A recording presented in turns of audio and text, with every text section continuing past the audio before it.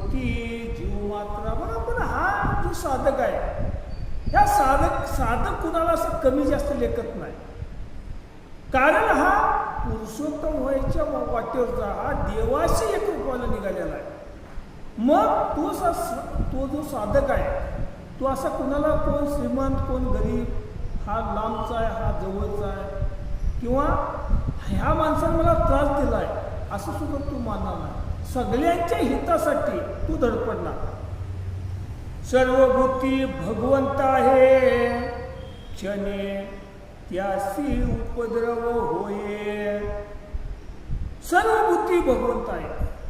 बघा, समदृष्टी असल्यामुळे त्याला प्रत्येक ठिकाणी भगवंत आहे. भगवंताचं वास्तव्य हे ह्याला जाणीव आहे.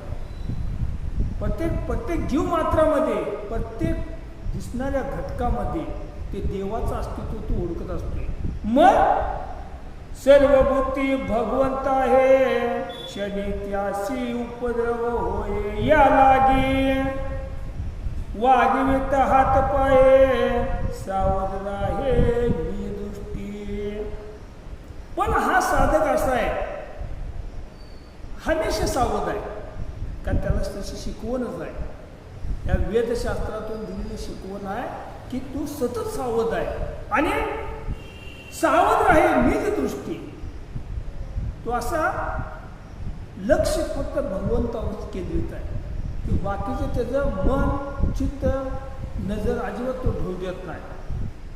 थोर देता आरोळी छळे दचकेला वनमाळी, का नेते भवनीला जपमाळी, देवाची कपाळी क्षणे लागे. बघा, साधू संतांची लक्षणे सांगत पाठिंबाचे अध्याय सांगितले गेले. तो कुणाला असा उचलून कुणाला बोलणार नाही.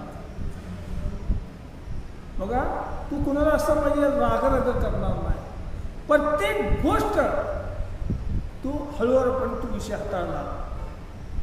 या लागे करचरणाच्या चेष्टा, आवरून या निजात्म निष्ठा, भूती लागून दे झटा, क्षणे वैकुंठा उपद्रव लागे.